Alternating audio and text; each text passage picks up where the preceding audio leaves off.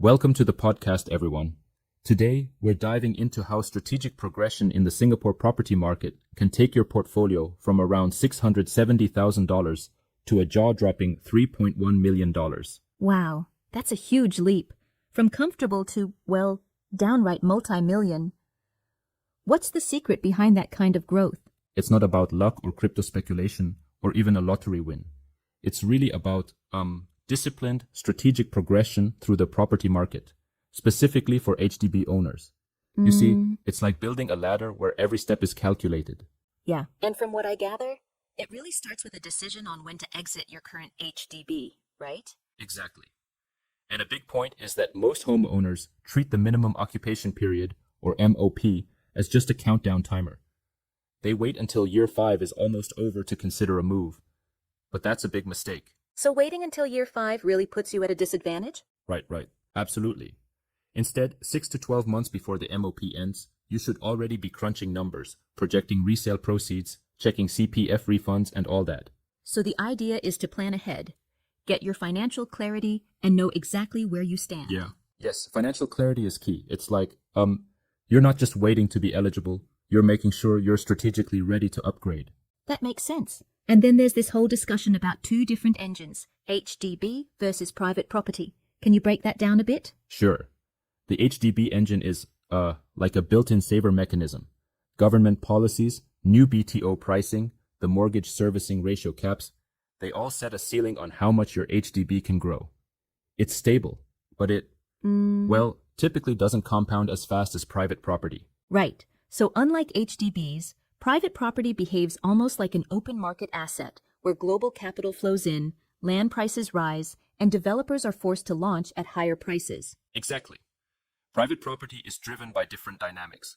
Land acquisition costs, replacement inflation, global capital. It's like a turbocharged engine compared to the more regulated HDB pace. And that leads to a widening gap over time, doesn't it? I mean, traditionally, the gap between a HDB and a condo might have been $300,000, but now it can be over $600,000. Right. The gap just keeps growing. If you stay put in your HDB waiting for more cash to save, while the private market is accelerating, you risk missing the train on upgrading. Now, there was this case study about a $370,000 decision. What was that about again? Oh, that's a great example. So a couple bought an HDB for just over $300,000. And over more than 10 years, their unit appreciated to something over $670,000, turning into roughly $370,000 in paper gains. Now, instead of celebrating and staying in their HDB, which would give them comfort and lower mortgage, they chose to roll that equity into a private condo. And guess what? By project completion, their gains more than doubled. Wow, so that $370,000 wasn't really working. It's like it was trapped in concrete, not getting that compounding effect. Exactly. It was lazy equity. Trading the lower growth asset for a higher compounding one was key here. Now, I know some folks argue that staying debt-free with an HDB is safer. What do you think about that? That's an interesting point, but I actually challenge that a bit. While many Singaporeans believe that paying off your HDB and being debt-free is the safest option, there's an opportunity cost. Yeah. HDB flats are 99-year leasehold assets, so as the lease declines, the buyer pool can shrink and growth can stagnate. Right.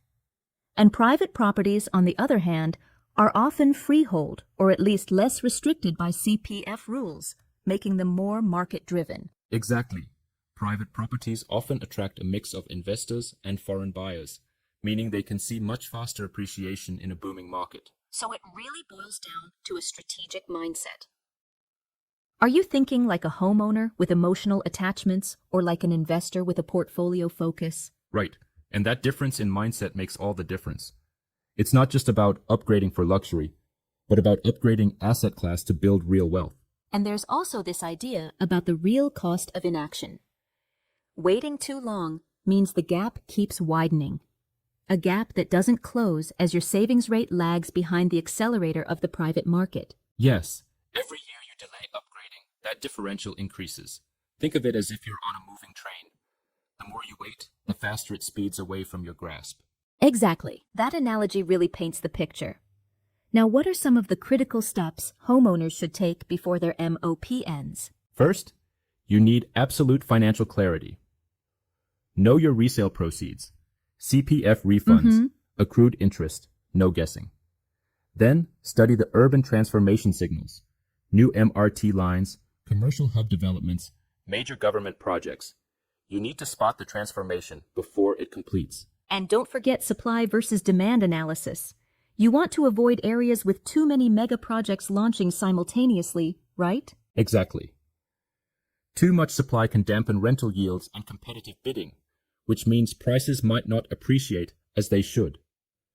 Scarcity is what supports pricing power in any market. So you're saying it's a mix of financial clarity, understanding market dynamics, and being proactive on urban changes. Right. And that's why timing is everything. Yep.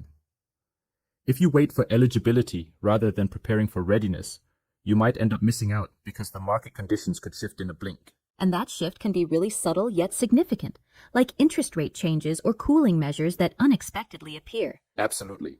Interest rates, policy interventions, and even global capital flows can alter the private property engine in ways that are hard to predict if you're unprepared. I can imagine that might be pretty nerve-wracking. Is there any risk of moving too quickly or being too aggressive? Sure, there are risks, but the key is to balance emotion with logic. It's about strategic upgrading, not blind chasing of luxury. You have to perform due diligence. Research deeply during the 6 to 12-month window before your MOP ends. Right? So it's not about, say, selling your HDB at every bump in the market, but about recognizing when the equity is truly compounding and when it's trapped, as in that case study. Exactly. And for many, that decision can be a turning point. The decision to move and upgrade can mean the difference between a comfortable, stable home and a booming, multi-million-dollar portfolio. Indeed. And it's also important to note that this approach isn't a one-size-fits-all solution, right? It requires tailored advice based on one's own financial situation and market conditions. Absolutely. It's about asset progression that fits your long-term goals, not impulsively jumping into any private property. You need a structured upgrade framework, and sometimes reaching out for expert guidance on that matter is paramount. That call to action seems crucial. So, if someone is in the midst of their MOP period, what would be your final takeaway? The final thought is this. Time is the most expensive currency. The journey from $670,000 to $3.1 million isn't about luck. It's about strategic timing and asset progression. If your property gains aren't compounding because you stayed in an asset with capped growth, you're essentially leaving money on the table. Absolutely. It's really a matter of asking yourself tough questions. Is my equity truly working for me, or is it just sitting idle while the market evolves around me? Exactly. And if you're in year 3 or 4 of your MOP period, now is the time to strategize your upgrade, plan meticulously, and act before the gap becomes unbridgeable.